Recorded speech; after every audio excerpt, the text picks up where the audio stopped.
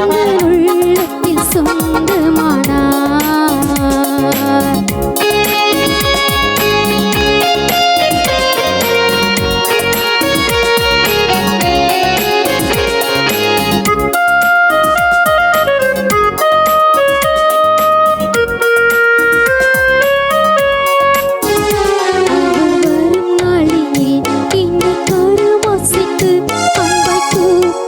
சேர்த்துக் கொள்வார். அவர் சமூகமதில் அங்கே அவருடனே ஆடி பாடி மகிழ்ந்திடுவே. ஆனந்தமே பரமானந்தமே, இது மாபெரும் பாக்கியமே. இந்த பாடலத்தின் சொந்தக்காரரவர் எங்கள் உள்ளத்தில் சொந்தமானார்.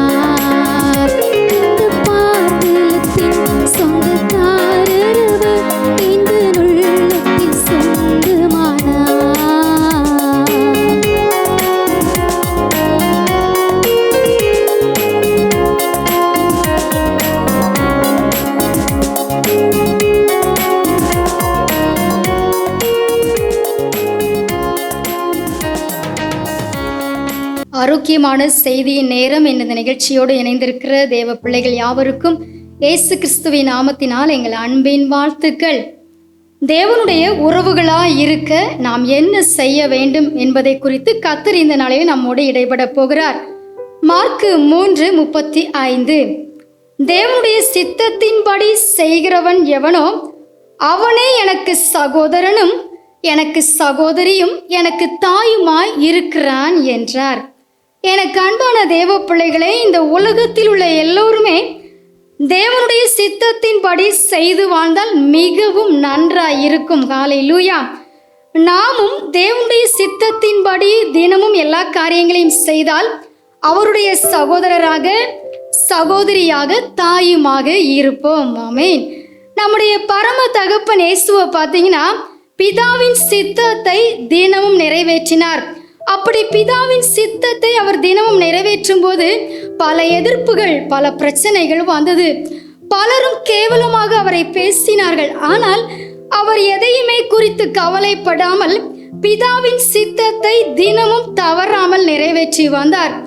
நாமும் தேவ சித்தத்தை நம்முடைய வாழ்க்கையில எல்லா பகுதியிலுமே நிறைவேற்றும் போது பல எதிர்ப்புகள் வரும். குடும்பங்களிலிருந்து, சபைகளிலிருந்து, சமுதாயத்திலிருந்து பலர் மூலமாய் உள்ளே வரலாம்.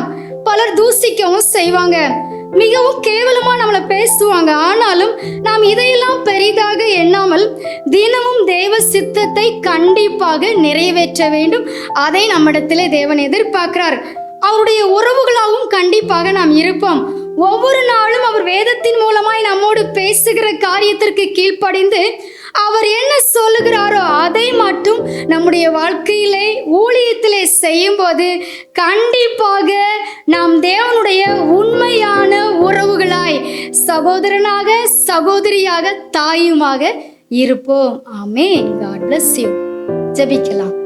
நன்றி சொல்லுகிறோம் பரிசுத்த ஆவியானவரே, எங்களோடு கூட நீங்க இடைப்பட்ட வார்த்தைக்காக ஸ்தோத்திரம். உம்முடைய உறவுகளாய் இருக்க எங்களை தகுதிப்படுத்தும். உம்முடைய சித்தத்தை நிறைவேற்ற எங்களை தகுதிப்படுத்தும்.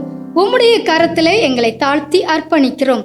இயேசுவின் நாமத்தில் ஜெபிக்கிறோம் எங்கள் நல்ல பிதாவே. ஆமென். ஆமென்.